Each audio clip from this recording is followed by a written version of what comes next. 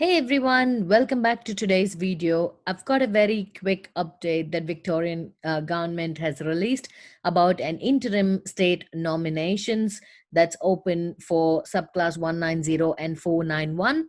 There are two dates that are very evident from this communication when this particular program is opening and when are we expecting the budget for the new skilled visas for this particular financial year.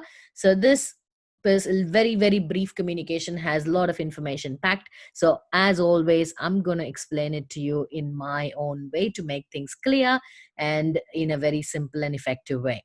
So let's get started with today's video. So this is from the Victorian government, which is sent today. So they are opening a special interim nominations for 190 and 491. So that is starting from next Tuesday, which is the 8th of September 2020.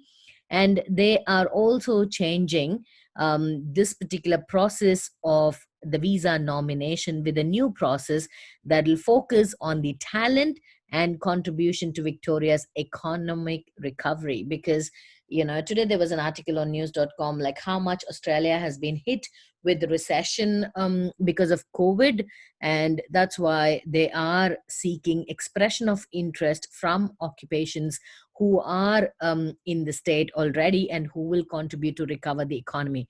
This will be the main focus of the Australian government according to my personal view. So let's see what they have to say on this. So from the 8th of September, so we've got roughly 4 weeks. So it'll close on the 5th of October. The reason being, they've very clearly mentioned that federal budget will be delivered on the 6th of October 2020. So till then, we have no idea about the new skilled occupation list. So that is why they are opening this until the 5th of October 2020 with the limited budget that they have at the moment. So what they want you to do is submit a registration of interest in the official Victoria States page, and they are accepting this registration of interest by 21st of September, 5 p.m. close of business. So to be eligible to submit a registration of business, registration of interest for these two subclasses, you should be living in Victoria. You should be currently employed in Victoria, minimum 6 months. I know it's very frustrating. Why will people already live in Victoria, already employed in Victoria, be more keen? I know there are a lot of people who are on transitory, temporary visas, student visas, 485 visas who want to go to 190 and 491. So that's a good opportunity for such people. So they'll be really benefited by it. But most of the people who are waiting for the borders to open, who are waiting for the skill nominations to open, I know it's not a great news. It's not something that you really want to do. So you are expected to work in a highly skilled occupation in health or medical research that supports the economic recovery and health response. So mostly the frontliners, people in the health and medical sector will be given more priorities.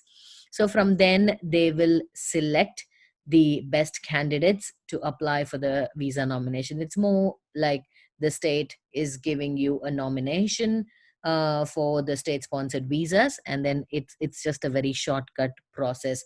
They've also given other details here where you can click and get more information on the website. So they've clearly mentioned the nomination is very limited, so the program will be very selective and targeted. So if you check all the boxes that they've given in the eligibility criteria, then you will be selected for this kind of visa. So they will closely monitor the visa nomination process, and it's consistent with the public health measures. So it should be flexible. It does not displace Victorian job seekers. So that is why they are keen to take more people in Victoria, already working in Victoria for at least 6 months.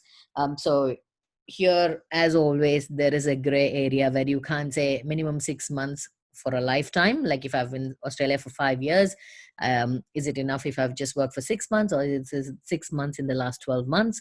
Nobody knows the answer to such vague questions, as always. And when you go to the other the official page, liveinmelbourne.vic.gov.au, they've given a nice simple flow chart. So the blue is basically what the state does according to this particular skilled visa nomination. So it's your responsibility to make an EOI, like a registration of interest, similar to what we do in the skill select process. It's very, very similar.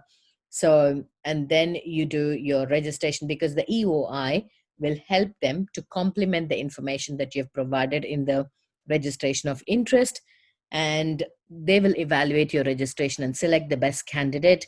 And if you're selected, you will submit an application for Victorian visa nomination. And then Victoria will assess your application. And then you will go and submit your visa to the department, and your visa will be granted, which is a very straightforward, normal state nomination process.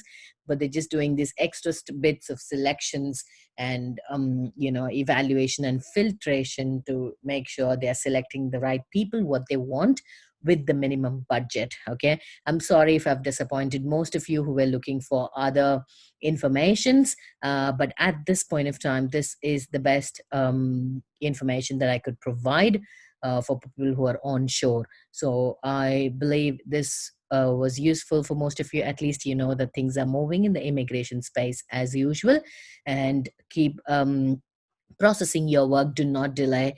So you process your work, and when the borders open, when the rules, new rules come into effect, when our new skilled occupation list comes into effect, you are ready to shoot your application through.